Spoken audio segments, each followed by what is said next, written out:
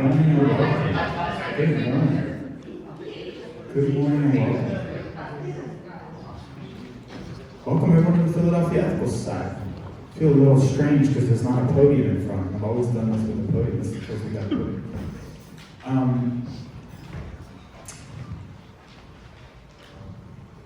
Looking forward to today's platform. And I don't know about you all, but the last 3 days, the grayness, I feel like Eeyore. Just like, there's no reason. So I'm looking forward to the sun, right? So we're going to try to self-generate some of that happy energy today. Every week we gather here on Sunday for our Sunday platform. We've been doing this for over 140 years, not personally, not myself, but as an organization. We've been doing this for quite some time. And the roots of ethical culture and the ethical society go back to a principle that can be found on our front door right outside, which is that we should be acting so as to elicit the best in others. And I really like this because I think it goes back to the 1870s, but I think the DNA of what that means for us today continues to be true and continues to be generative and dynamic and exciting. So I'm going to tell you a few things just about who we are at the Ethical Society, what ethical culture is, what we're doing here in Philadelphia, and why we invited Lina Payne from Puentes de Salud to speak with us today. I've been thinking a lot about how ethical culture is actually alive and well, and it's just our job as a society to provide a space to help support it. And what I mean by that is the basic premise is that there are many, let's say, there's many ways we are all different. Right? One of the premises of ethical culture is all that each individual has a unique capacity. We're all different. We're all slightly different human beings, creatures with different weird and interesting things about us. But another premise is there's a basis for us to work together across divides, across division, across difference, and unite in what makes us human.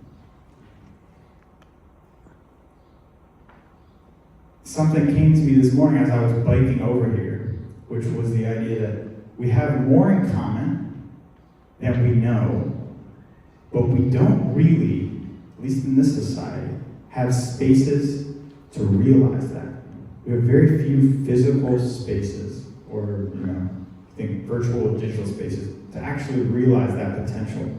So more and more I've been considering the work we're doing here at Ethical Society not as taking this idea of ethical culture and spreading it throughout Philadelphia, but trying to find the ethical culture, the good organizations, the good people doing great things across the city, and give them a space in which they can be in contact with other folks who are organizing and doing those things.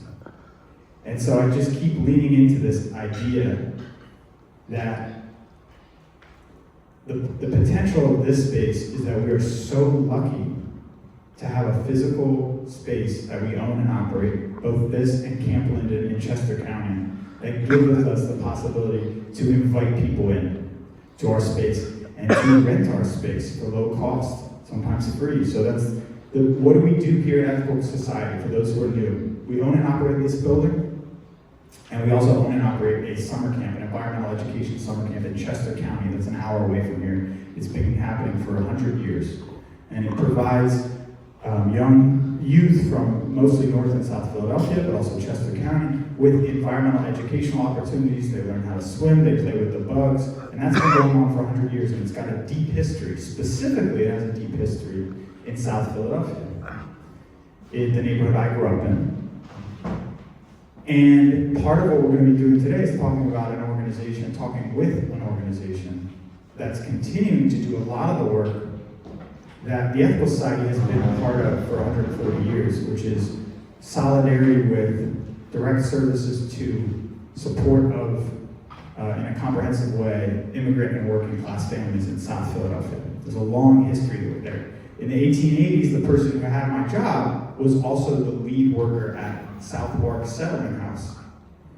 And that United Communities of South Philadelphia continues to exist in a different form in South Philadelphia, providing direct services, comprehensive support. So I'm really excited for today's platform because it's going to focus on some of this history, and we're going to learn a lot about an incredible organization that I've admired for over a decade, Puentes de Salud. Okay. Every Sunday, we have a moment of silence, we have a time for sharing, we have a little bit of music, and then we have our platform. So, before we ask for joys and concerns for everyone to share anything they'd like to share, I'm just going to give us all a minute of silence. Take a minute, close your eyes if you want to, and I'm going to call us back in just a minute.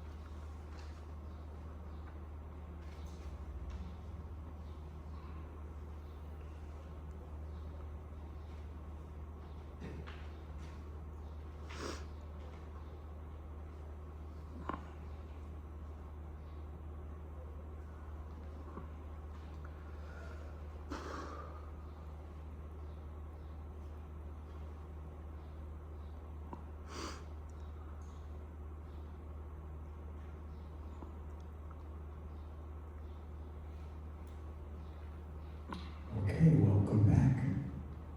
Now I'm going to ask if anyone would like to share a joy or a concern. And first I'm going to model this. I had a joy last night. We had our good friends Michaela and Hayden play their first show, formal show here with their band and several of their friends' bands. And so I came last night, ran into Eric. It was so wonderful to see Eric. And then listened to some of their music, and they are really good.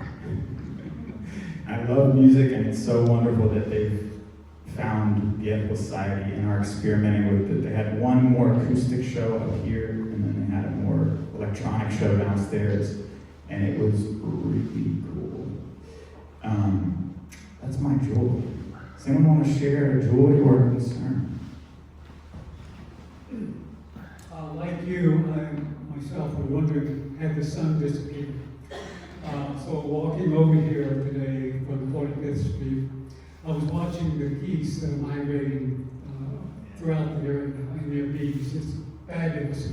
And for one brief moment, I saw the sun. So the sun is indeed still there. I'm confirming the existence of the sun. Joy. Anyone else like to share? I think it's so funny you mentioned the geese, because my grandma over RP here, we would always be off of like PA, Delaware, New Jersey, in this time, and it just reminds me of her. And I'm just like, oh my God, geese, they're back in spring. So thank you for saying too, so that's a joy or a jewel.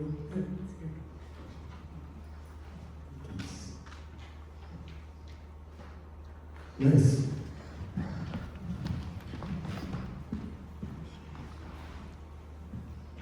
This is all reminding me, so I feel like my version of the geese is seeing a fly. I saw a fly in my house. Well, and you don't see flies in your house during the winter. That always happens during the spring and the summer. So I saw a fly and I was like, oh my god, it's a fly, it's spring. That's true. We're all on the same page here.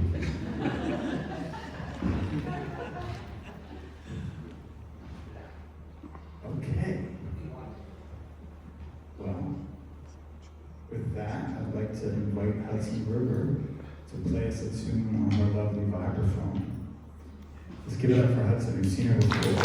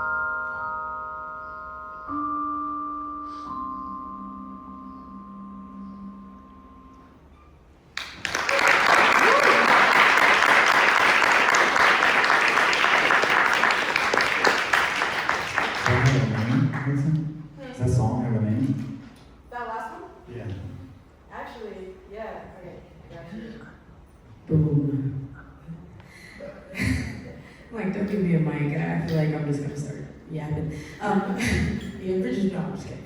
This is where it's like a little double horns, mischievous. All right, anyway, thank you guys for listening. Thank you, Ethical Society, for having me. That last song is a vibraphone version, of course, of one of my good friends, Luke Simo's song called Mom. You can stream that anywhere, Luke and then S-I-M-O. It's one of the most beautiful songs he's ever written. I love it. If you love your mom, even if you have mommy issues, listen to the song. It's so great.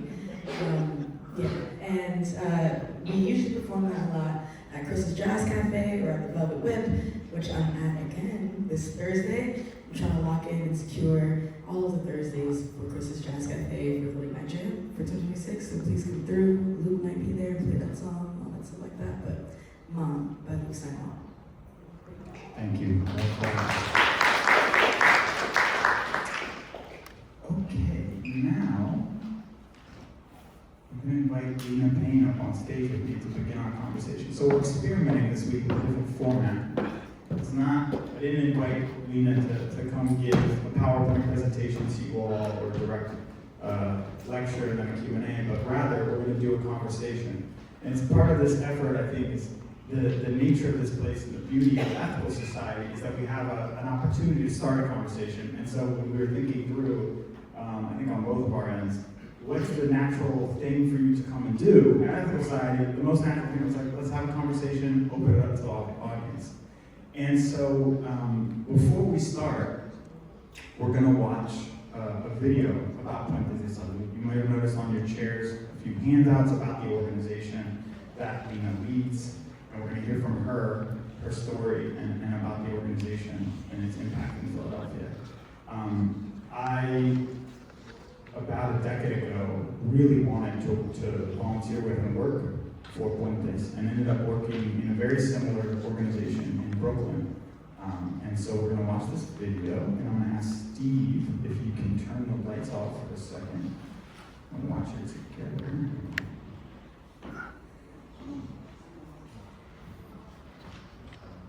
See the talent? You should be good. We're good now. Just gonna make sure I get the HDMI.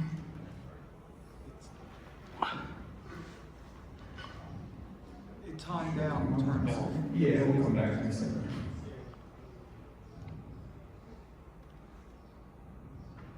It's nice we have the birds next door chirping. Didn't notice. There we go.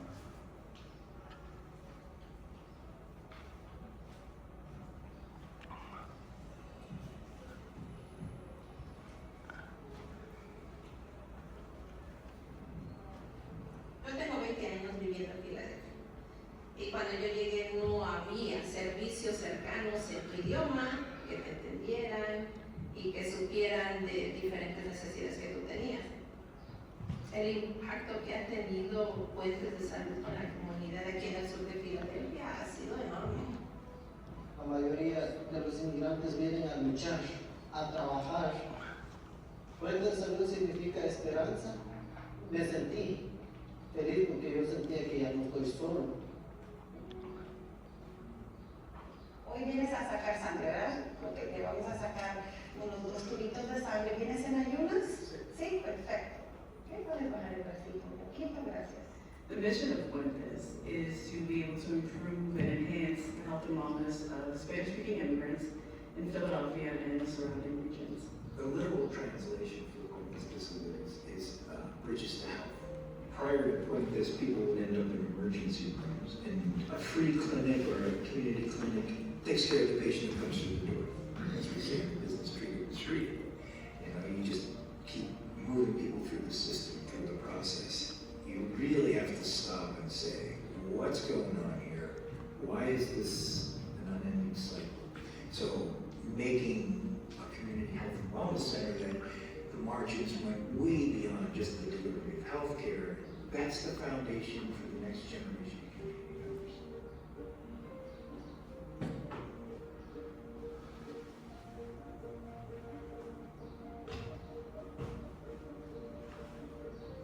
The first service that was started at Puentes was our medical clinic. a medical program last year with the help of over 250 volunteers and our 6 part-time and full-time staff, so 10,000 appointments.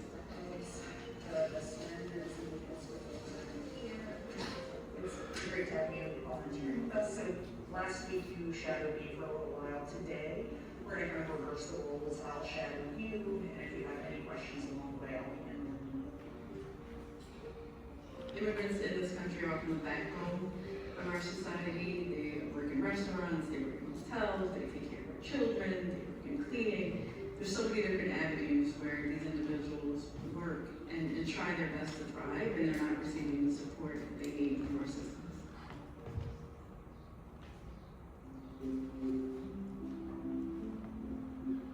Puentes, mi familia, ellos están pendientes de cualquier cosa, cualquier apoyo que uno lo necesita.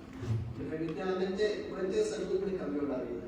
That's what happens with diabetes is your immune system is suppressed and Tenemos una muy buena comunicación, doctores, promotoras, nos vemos como un equipo fuerte y por eso creo que ha funcionado muy bien el trabajo que hacemos todos juntos.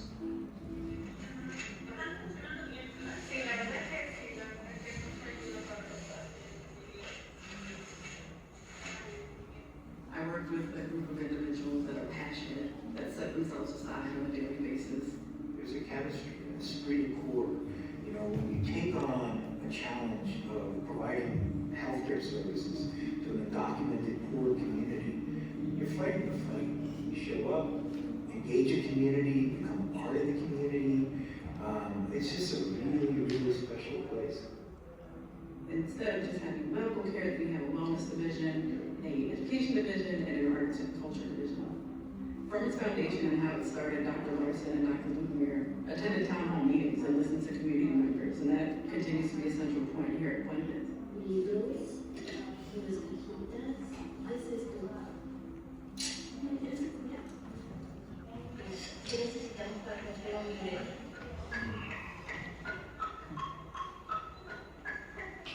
There is no money in health, so it'd be ridiculous to build something that was dependent on money when there's no money to be had. So you do the logical thing, which is to seek partnerships and seek resources and opportunities that are outside of your silo, and it invariably brings other stakeholders to the table.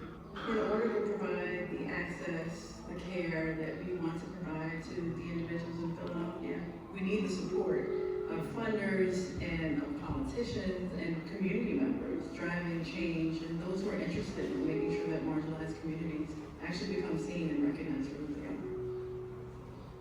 Que como tú dices, yo no había escuchado nunca y en ocasiones te apasiona, ya te sigue el derecho, no ves la hora, no quieres que se acabe y eso es inspirante. Rather than look at the differences between groups and populations, let's look at the similarities.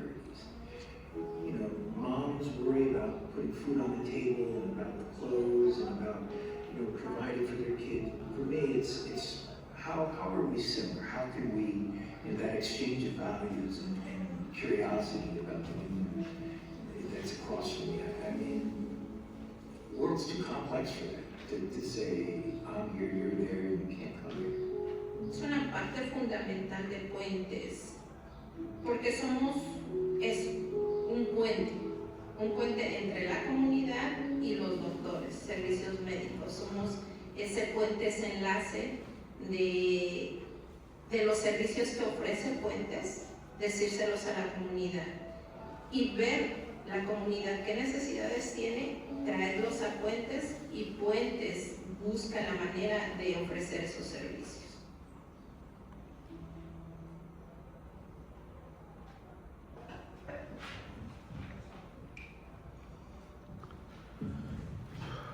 Okay, Steve, yeah, lights. Thank you. Right on cue. I'm gonna give us also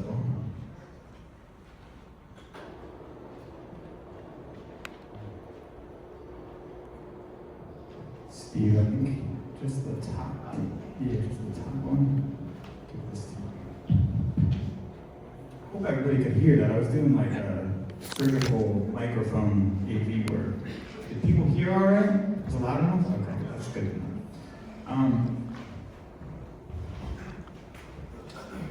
Welcome, Lina. Thank you for being here. Tell us about, what was her name? I'm blanking on her name now. You're there. Miss Mundo, right? Mundo is such a unique name. Tell us about Miss Mundo. Well, before I back into the story about Miss Mundo, I want to thank you all for having me here this morning, particularly on a day where it's not only gloomy outside, but you've lost an hour's sleep. And I don't take that for granted. So again, thank you for having us here, and thank you, Phil, for inviting us. I want to make sure people can hear you. All good. So I'll back into the story, if that's okay, about Miss Mundo, just to give a little background and context. My parents are from Puerto Rico and the Dominican Republic. My mother was born in Puentes de Puerto Rico and came to the States, to New York City specifically, at the age of 8. My father is from Asua in the Dominican Republic and was sent here at the age of 14 as an undocumented immigrant to send money home to take care of his siblings and family members.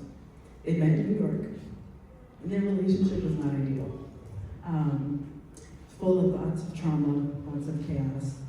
And by the time I was in the 4th grade, they separated. My father and I were able to develop a great relationship as an adult, but early on in life, he was kind of in and out. So when I was in the 4th grade, we were living in the South Bronx, being raised by a single mom, we were food insecure. We were on Medicaid on and off. We received care at charitable clinics when we could, very similar to Puentes. And within a month's time, we had a series of incidents that just happened. My brother had his bicycle stolen from him. He was robbed for a chain that he had around his neck. And we witnessed a murder that happened right across the street from our building.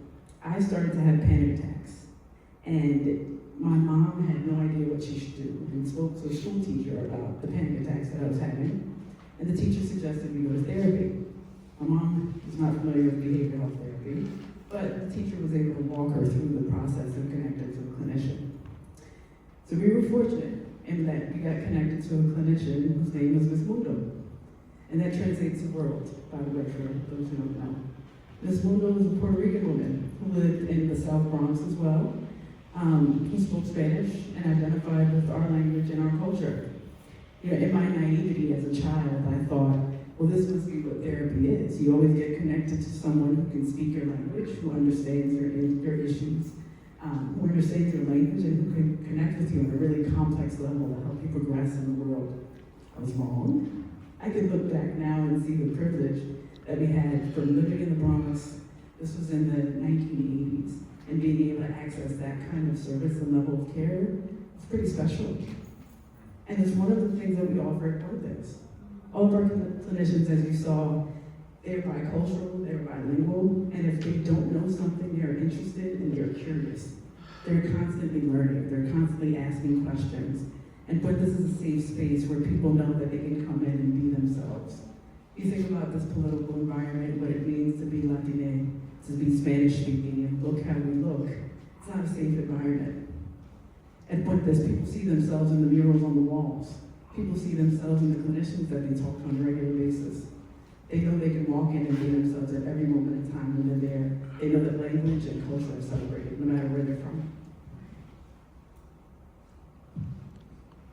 What you've described and what the video shows is a comprehensive approach to healthcare and wellness that generally our society has so much to learn from. It's the first thing that when I was thinking about going back to school for nursing a decade ago, which I ended up not doing, was so inspired by a community health and social determinants of health approach.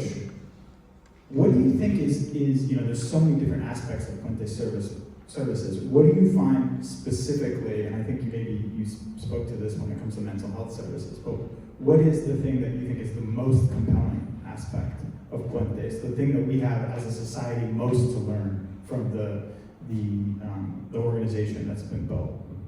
It's a great question. I think the thing that's most central and poignant, and some of the individuals in the video actually spoke to it as well, the community members speak to this. But this has never had to do any kind of formal marketing, and there's a reason for that.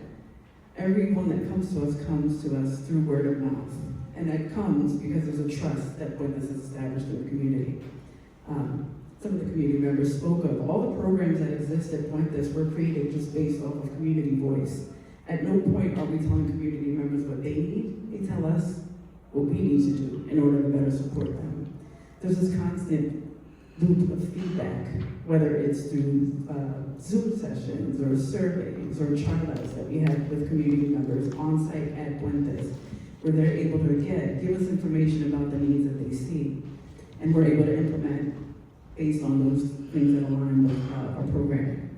I think the other thing, and it's a key component to Puentes that makes us impactful, is our promotor program. The video started with Irma, who's been with Puentes from the very beginning of the organization. Irma was a community member who received services at Puentes, but now works for Puentes and leads programming at Puentes. Our promotoras are a huge bridge into everything that happens into the community. They are a knowledge base, but they're also well respected and sought out. And again, they're a key component of how we value what community members bring to the table and shape our programs.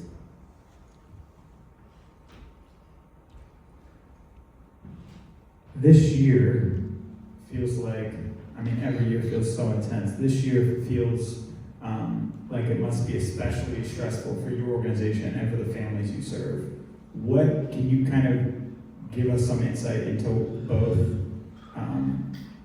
maybe the changes that are happening right now for families, or I remember when we had a conversation, I was actually surprised about certain things that are remaining the same, if not growing. And also, I don't know if Drew, if you or Michaela, if the volume, if you can play a little bit so I don't have to go back to the volume, like if one of you can try to adjust the volume. I don't know if I'm getting feedback. It was reminding you said feedback loops, and I was like, well, I don't want to have to do this the whole time. So yeah, this year, like what has changed and what has remained the same? Another great question. After the announcement of the presidential election and the outcome of that, Puentes as staff, we rushed to make sure we had certain things in place, to make sure that we had enough protections built in place to learn about what we needed to do to protect our community members. And interestingly enough, again, we talk about feedback loops, having conversations with community members. I think we found strength from them. We're hearing from community members, they've told us, we've lived through this administration before, we'll do it again. We need to eat, we need to work, we need to go to school, and so we will. So that was an interesting learning experience from us both, the resilience of the community that we already knew existed, but hearing it from them at that moment in time was just powerful. In terms of changes that we've seen for community members in particular, there's a fear. I think there's a fear that a lot of us feel and carry with us that we weren't carrying to the level that we're carrying now. We have seen instances where family members are pulling kids from school. We've seen self-deportation happening. We've seen more interest in enrollment in virtual schooling. The one thing we haven't seen and thought we would see was a decline in the number of people showing up to receive care. As we were told early on in the beginning, we need to work, we need to receive the help that we need. And so people show up. They show up to receive services, they show up to receive care. But we're making adjustments to make sure we can meet them where they are as well. And so people need virtual assistance, hybrid assistance, whatever it is. We're flexing our programs to make sure, again, that we can meet their needs and be there for them in whatever capacity they need. I appreciate so greatly that first story of the families telling you all, like, actually, we're not we got this, but we're head down. Can you give us another specific story? We saw a few tidbits of individual lives that Puentes has touched. Can you give us a specific story, or maybe more than one, from Puentes, from some of the families that has been particularly moving for you? There's one story that I'd love to tell. There are much, but every year Puentes has kind of what I call like a God fairy that happens. It's this incredible kind of, I call it a God wink moment that might happen where someone randomly walks off the street and wants to support Puentes in this different kind of way. This year, we had an individual named Rona Bugwalker who walked into Puentes thinking about how she could support pregnant women and moms and babies in this political environment. And she sat down with our co-medical director, Daisy Stratton, myself, Juan Marco, and we talked about different pathways where she'd be able to support mothers in the community. And what she developed was a program called the Neighbors Trust. And the Neighbors Trust is an 18-month stipend that is given to pregnant moms, newly delivered moms as well. A $500 stipend that's given to these moms for a series of 18 months in this political environment. No strings attached, nothing asked of them. You think about the impact that that has for families who are scared to go outside and get groceries, people who are afraid to go to work. It's been a life-sustaining thing that walked into the front doors of Puentes, and something like that happens every year. It's part of the magic that happens at Puentes. One of my other favorite stories to tell at Puentes is this happened about 2 years ago. But I happened to walk into Puentes on a Thursday morning, probably around 9 o'clock, and our clinical nurse director happened to walk by me carrying a newborn in her arm. And like when I say newborn, I mean like 2-3 days old newborn. We don't typically serve babies at Puentes, and so it was immediately an oddity. Where did this baby come from? So I learned as I sat down with our medical directors and with Annette, who's our clinical director, I learned that there was a mother who had newly delivered. She was 3 days postpartum, was sitting outside the front door of Puentes with her baby because she wasn't feeling well. She had knocked on her neighbor's door and asked what she should do. She was afraid to go anywhere else, nobody spoke Spanish, and her neighbor told her, go to Puentes, they'll take care of you. She sat outside the Puentes with her newborn baby, and this was in the spring, so it was warm out, and waited for the clinic to open. When she sat down, our nurses took her blood pressure, they checked everything. Her blood pressure was through the roof. And she was there, again, with newborn baby, 3 years old. She was really upset. Our nurse practitioners were able to calm her down and convince her that she needed to go to the hospital. She didn't have anyone with her. Her husband worked over an hour away, so her concern is, what am I going to do with the baby? Well, where's the baby going to go? What am I going to do? Our nurses ended up convincing her to leave the baby in their care. She ended up going away to the hospital in an ambulance. She was treated and cared for. Our nursing staff were playfully fighting over who was going to care for the baby throughout the day. And we're able to get in contact with the father who was over an hour away. The father was hysterical when he learned that the mom was in the hospital, but immediately began his drive down to Philadelphia.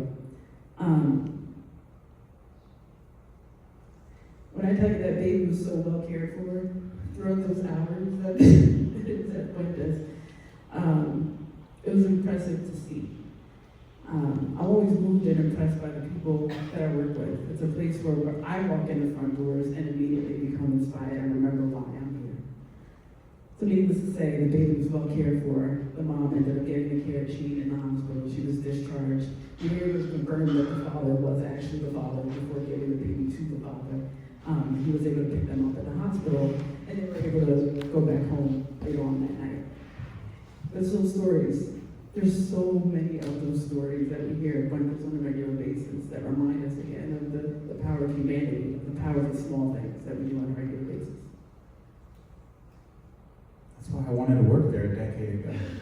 Happy to go on a different path, but such an inspiring organization. And so what I want to do now is open up for questions. First for Lina, and I'm actually going to give some time for Lina to ask us a few questions as well about the other side. But who would like to ask a question of Lina? Joe.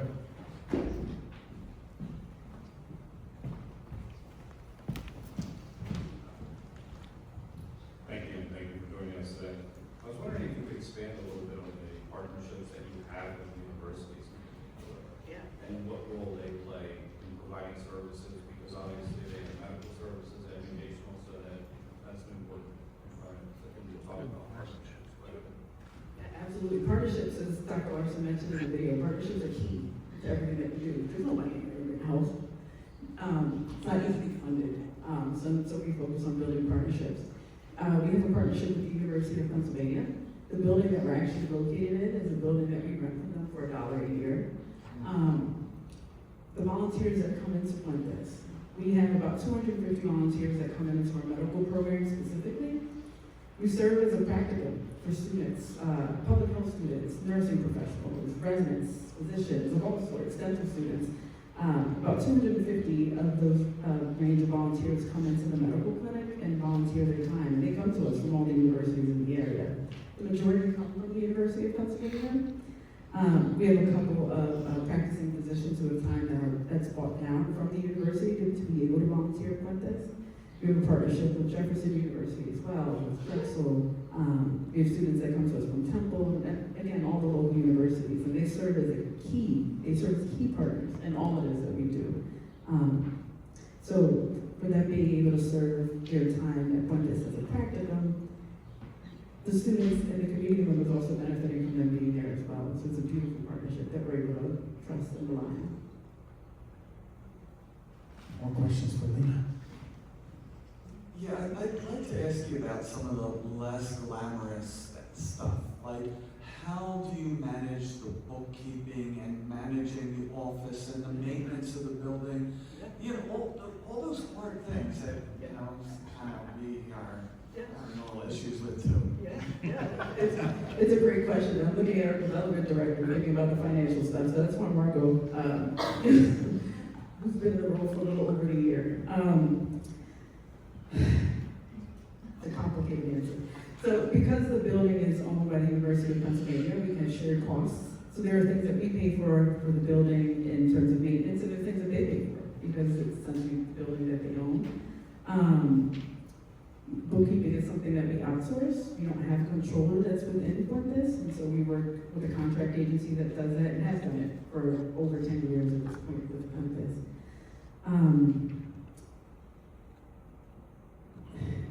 One of the areas of my focus over the last 4 years has been how to diversify income coming into Puentes. I should mention we've been completely grant and donor funded since 2008, which by itself is kind of an incredible feat if you think about it. There's been no city funding, federal funding that's come in except for small funding through the Department of Public Health here in Philadelphia. So we've gotten creative in terms of ways of bringing in income. We have an organization that rents space from Puentes, and we use some of the funding for that to be able to pay for security guard, to ensure that, again, folks feel safe when they're within the building at Puentes. There's a lot of creativity that happens in being able to maintain and manage the programs that we have, and I'm happy to speak further about that outside of this if you're interested. Hello, so this might be a bit of a big question. What are 3 things that can be done, so one for each of these levels, on one at the city level, the state level, and the federal government level to make the job of organizations like yours easier and smoother? That's a great question. I think both at the city, state, federal level, I think we touched on this in the video as well. There is an awareness and an advocacy that needs to happen. I think oftentimes Philadelphia is it's thought of as a black and white city, and it's not that. Philadelphia is a really diverse city. Thinking about immigrant-owned businesses, we make up about 30% of that. The businesses owned here in Philadelphia, and I don't know that it's recognized.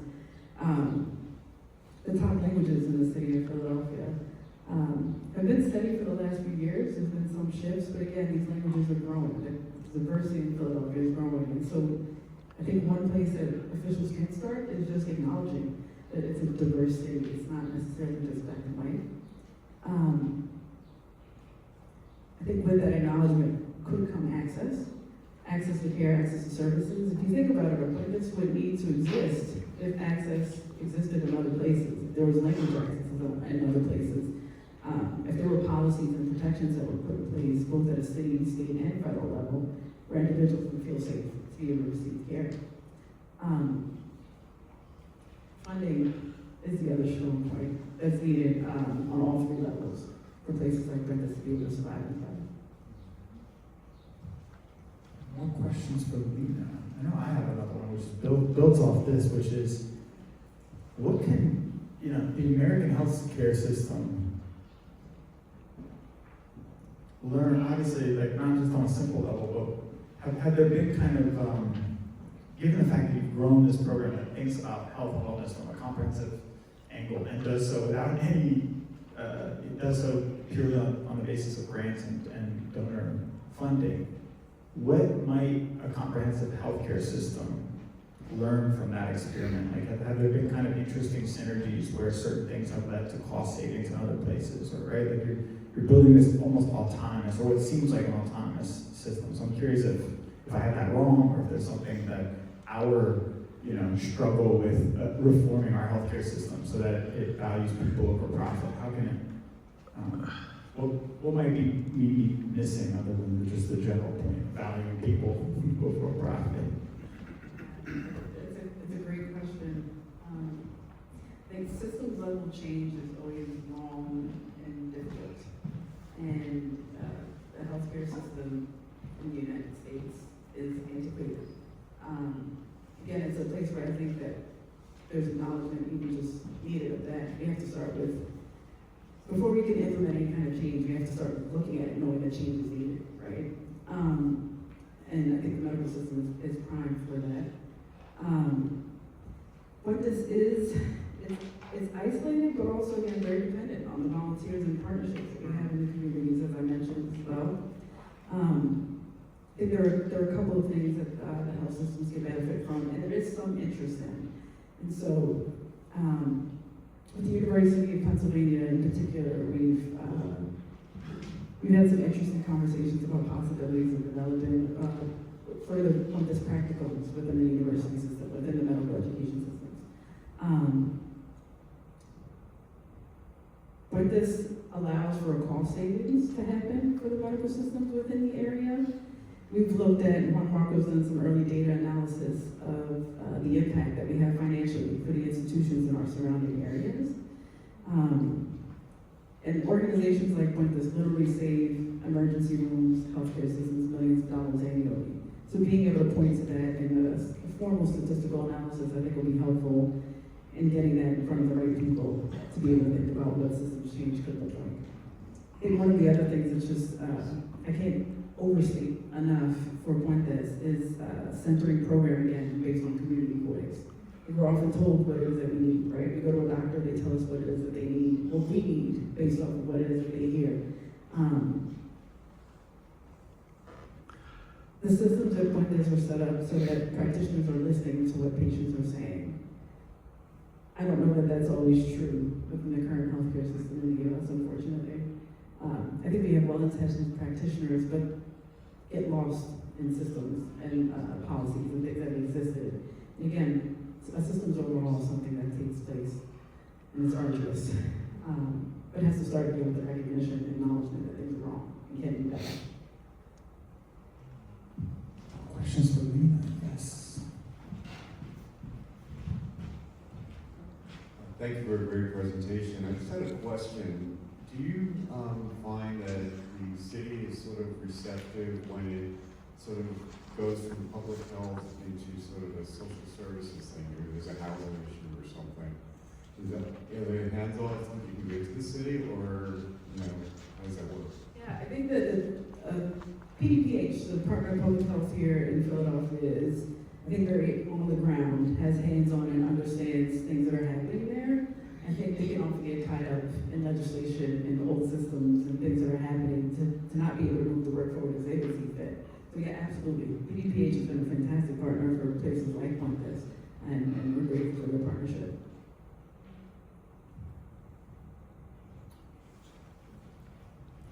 Liz. I guess something I've been thinking about the whole time we've been doing this platform. So like I'm a social worker, but like most of our funding comes from like Medicare and like the government. And so this whole time I'm like, what do their electronic health records look like? Like, how do they, because everything that I do is tied to Social Security, you know, and I'm always working with clients, and I speak Spanish, and I've never spoken Spanish to one of my clients. And I've been doing this for 3 years, and I'm like, that's really weird that none of them are Spanish speaking. I always wonder where they go, you know, so like people who have, you know, serious disabilities and serious mental health issues who don't have, you know, Social Security, what do they do? Do you guys have something for that, or like, yeah, I'm just trying to wrap my head around that. Yeah, it's a great question. So at Puentes, we try not to have any kind of barriers to care. We don't ask. We serve individuals who are uninsured. That's the only thing I can tell you. We don't ask anything else. I don't know about the other qualifying factors that they might have. It's one of the reasons I actually went to Puentes, is because it's a charitable clinic. And because it's charitable and not dependent on any kind of federal funding, it removes programs and put things in place immediately without the legislation, without the systemic barriers of being able to move programs forward and provide care. We do have an electronic medical record system that we use. And it's used for, you know, referrals, basic information of patients. We're fortunate in that the system that we have at Puentes is really expensive. For us to be a free and charitable clinic, we suggest donations for people to receive care. That's anywhere from $20 to $40, which you would pay for a copay. If you can't pay, you can't pay. You still receive services. And we're also connected again to these other universities, the University of Pennsylvania, Thomas Jefferson University, where we have continuums of care. We have specialists that volunteer their time at Puentes, everything from neurology to podiatry to physical therapy to cardiology. They come on site at Puentes at least twice a month, and they volunteer their time to be there. So it's part of what makes our model powerful, is that people are volunteering time to be there, so there's a cost savings that's happening. Just the people caring about general humanity and wanting to spend time at Puentes.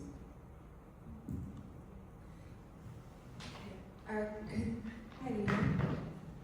Considering how complicated the health system is in the United States and how difficult it can be to access, is it only people who are Latino or Spanish speaking who come to you, or do you see others also access Puentes services? Yeah, that's a great question. So the majority of our grant funding is directed toward individuals who speak Spanish, but we have individuals that come in from everywhere.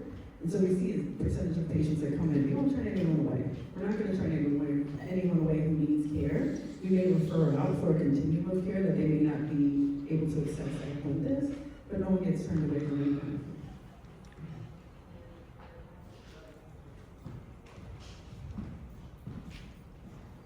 I had a follow-up question on that. I'm just wondering if you could tell us maybe the names of other organizations or other groups that serve other populations or have other languages, just other groups people really should know. Yeah, so there's a list.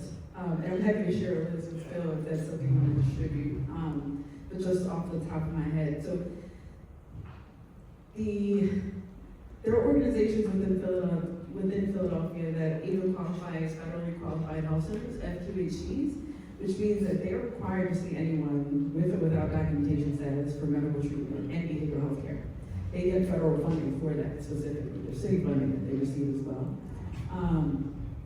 So there are a number of organizations located throughout the city where individuals can receive the kind of care that Puentes offers. They won't receive the continuum that we offer, I will say that. But it's, again, low-cost, free care for people who may not have access. Off the top of my head, there's an organization called GPHA, Greater Philadelphia Health Actions. They have locations, in about 10 or 12 locations throughout Philadelphia. One is in South Philadelphia.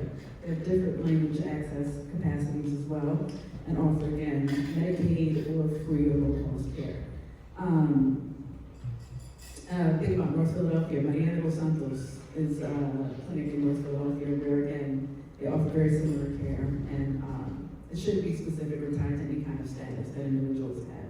But again, there are a number of organizations throughout the city that I'm happy to share the resources with Phil to distribute if that's helpful. Hi again, thank you so much for your talk, it's been great.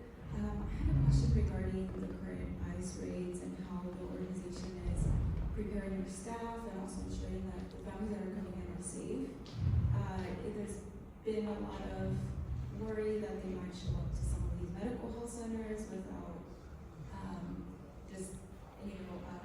it's just been really terrifying for both the team and also the families. So I was just curious how your team is navigating this and how you're just preparing in hopes that this doesn't happen. Yeah, great question. So as I mentioned a little bit earlier, during the night of the election, myself and the other directors of Puentes were on the phone figuring out next steps.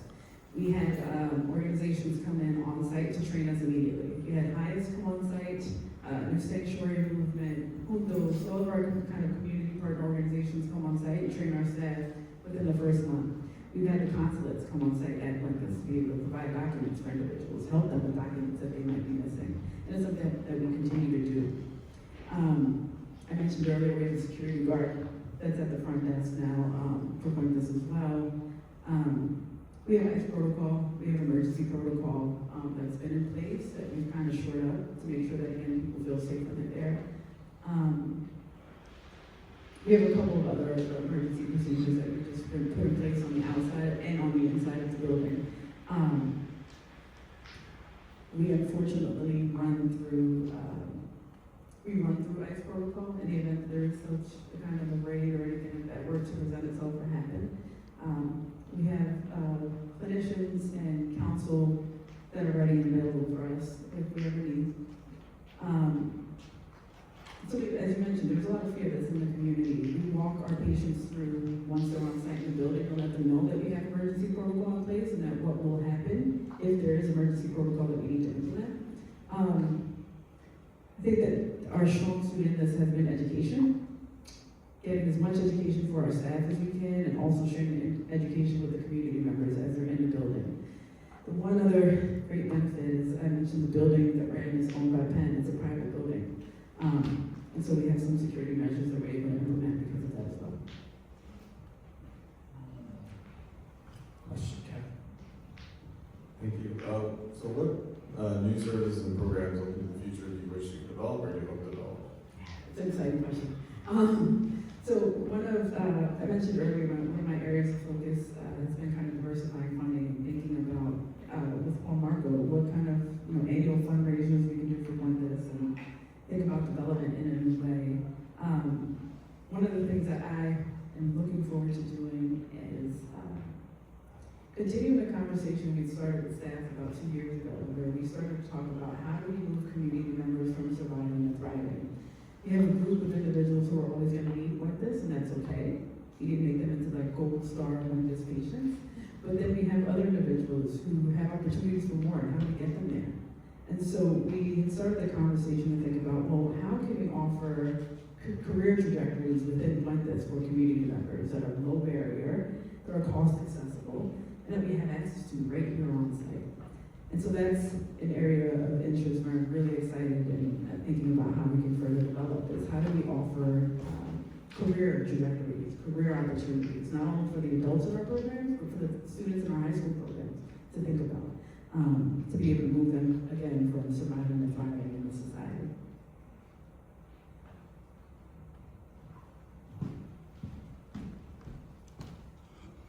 Hello. I'm so happy to hear that you have such a robust team of volunteers supporting your organization. I was wondering if the volunteers are mostly comprised of clinicians or if there are opportunities for non-clinicians to offer support. I'm personally a nurse, and a huge part of nursing is advocacy, so I'm particularly interested to see if you have opportunities for advocacy support. Absolutely. There are opportunities for anyone to volunteer like this. With the medical clinic, there's specific clinician-related opportunities. But, we have volunteer opportunities with our food pharmacy, which is our food access program, with our educational programs that run K through 12. We have volunteer opportunities available there as well. And nursing students, again, there's specific things that are available for folks that are in nursing or in kind of the medical field, but we have volunteer opportunities available for all of our programs. Other questions for Lina?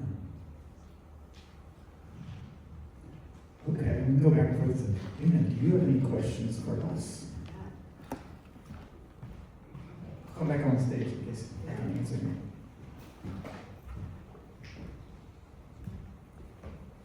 Where do you see the ethical society's role in today's environment? Oh, really? By today's, are you thinking specifically about the federal situation? Yeah. So we've been trying to figure this out. Right? We're building on Rittenhouse Square. We're a society in transition. I started as the new leader last year. A lot of my former work was working, like I said, I worked in Brooklyn for 4 years at a space that was like not nearly as impressive as Puentes. We only had 2.5 full-time staff. So a lot of my background is thinking how to support, I think, in a similar context, although it continues to evolve. And so we're having ongoing conversations about this, but one of the things we've been doing is going through some training ourselves. We had Aurora from the Domestic Workers Alliance here. And my intuition is kind of like what, remind me the name of the doctor who founded Puentes. Dr. Larson said in the video, right? It's partnerships. It's actually building a relationship with organizations like yourself and reaching out and saying, given the assets and resources that we have, what's the highest and best use in this moment? And I think that's what we're starting to do. So I don't think there's a concrete, here's the specific role. What we have that is which is what I started with today, that's so special about this place, I think so many of us feel so special about this place, is a space that allows us to invite in different groups to be in conversation with each other. And for us to take time each week to try to make some of those intentional connections and build that community. Ethical culture is about relationships. It's about building stronger relationships. And that most means healthy relationships and boundaries at the individual level, but also at the organizational level. And so I think it's an ongoing conversation. So I hope I'm not avoiding the question, but it's really like we have 2 beautiful floors. If people are here for the first time, I recommend you check out the 2nd floor and the classrooms we have upstairs. And the first time we invited Lina and Juan Marco to come and see the space and think about this together. It's, they talked about youth leadership training programs that they might be able to offer in this space. So many people, I'm a white middle-class kid from 10th and Carpenter. I thought Rittenhouse was not for me growing up. Okay? Like Rittenhouse is not seen as a place, if you're from one of the neighborhoods, that is like a popular place of the people. And that's the energy I want to bring to these places. Like it absolutely is. And let's bring in groups from the neighborhood and give them a space. So we do have a few plans and a few active, and I'm going to ask Sylvia to speak to this in a second, actually. So Sylvia, you're right.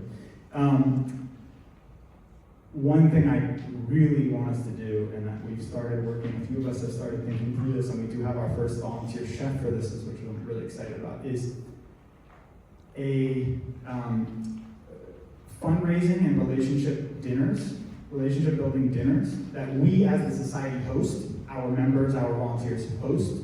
We put a call out for chefs that want to volunteer their time. And then we have a beautiful dinner that is also a fundraising event and a development event for featured organizations. And I think for this year, we should really be focused on organizations like Puentes de Salud, like the Domestic Workers Alliance that we spoke.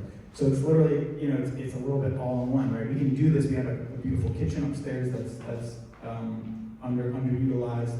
And we've got lots of chefs in the neighborhood, the world's top chefs that I think don't know that we necessarily exist, but would love to be a part of this. So we actually do have a couple things. And yeah, why don't I'm going to ask Sylvia, I'm going to bring you the mic and just to briefly speak to the Budding Parents Program at Ethical and the upcoming volunteer opportunity. Sure, yeah, like Phil mentioned, we want to start partnering with more and more groups like Puentes. Also, we've been wanting to bring back children's education for the Ethical Society. It's really important for some members to start teaching ethics and putting ethics in practice early on. There's a big group of parents in Philly that are looking for volunteering events that are child-friendly for families. So this next weekend, we're gonna be packing lunch packs for organizations like Puentes. Initially, we started with a goal of 100 bags. The response has been fantastic, so we have over 20 families volunteering. So now our goal is 200 bags. So we're very excited to share that with Puentes. Because the response has been so positive, I anticipate having more opportunities to collaborate.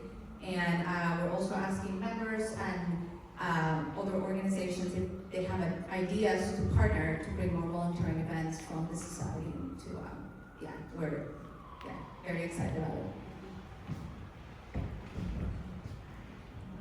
Thank you, sir. Yeah, a lot of things in the works, and if you want to get involved in that, stay around for coffee hour, talk to Sylvia, talk to myself, talk to Mike who's in the back of the room. Yeah, so it's in development, in the works, but I mean, maybe I'll throw a question back.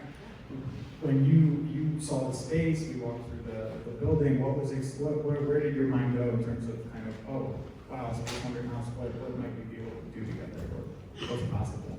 Yeah, I think we share a lot of values in common, which is important, right? If you think about any good partnership. But the building, the space is incredible. We're not far. We're pretty close neighbors. So I immediately started to think about our youth programming, and thinking about the ways we could potentially partner there and if there are opportunities to use the space. And opportunities to bring some of our children into written homes, as you mentioned, to kind of change the thinking behind what this area could be and has been. Any other questions you have for us, or for members that have been around maybe longer than I have? Yeah, I'd be curious to know what brought individual members into the Ethical Society. What brought in members into the Ethical Society? Sure, Hannah hasn't spoken, so Hannah will. I came to Ethical Society because I was looking for a community in a secular environment that still had shared goals and values. Efficient and concise, as Hannah often is. The partnerships. I mean, initially we started in here as part of the group, and we ran joint events for the Ethical Society, and got to learn a lot about humanist values, and then so gravitated towards that and the community itself. Other stories? Some of them, yeah. My family and I are pretty new, coming for a couple of months, but I think similarly, we were looking for a community, a place we have several children, and a place that we can just bring our children, where they can be around people who have similar values and sort of learn that from people other than their parents. But also, importantly, we want to get involved, especially in this political climate, that it's hard to do just as an individual, kind of looking around, and especially if you have young children. So it's a place that we can plug in and get involved, with the community that's already doing it. There's infrastructure in place. I'm going to pick on one of the older members here. Eric, what brought you here back when you first came? Tell us about that first platform. My introduction to the Ethical Society was as an activist in HIV and AIDS in 1985, I believe. And I was invited to the Ethical Society to speak on presentations of communities affected by HIV and not receiving the resources available. So that was my first introduction to it. I I was part of a group called We the People Against AIDS. And that was my first, and I've always been interested in what happens here. As people walk around, and this happens today, people walk around and they see a building, they see the ethical society, and they're just curious about it. What does that mean? Some people thought this is a place, talk about safe havens. I noticed, can you help me out? And we see that, and we have that all the time. And I think one good thing about it is that instead of a place saying, for the most part, well, we don't know what happened, people here, for the most part, will at least try to find out places to help and what resources are available and how important that is. Thank you, Eric.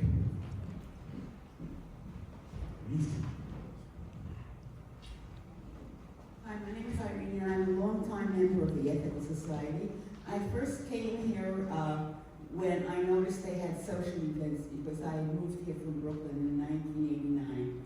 And after going to the social events, I saw signs that said platforms. And when I went to the Sunday platforms, that is what drew me in, because I liked the idea that they had different speakers, and after the platform, you were able to talk with the speaker and learn more about what is going on, and you get opinions from different people about things, and so I have really enjoyed it.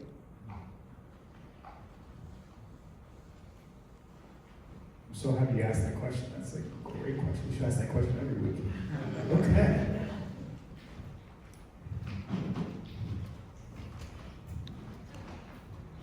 Just gonna check my notes, make sure I'm where I need to be on the program here.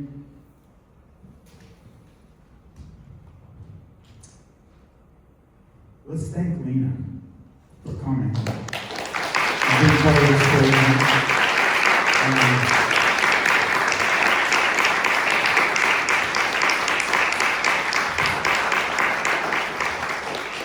I told Lina I'm sorry, we're experimenting a little bit with you because this is a new format, at least for me.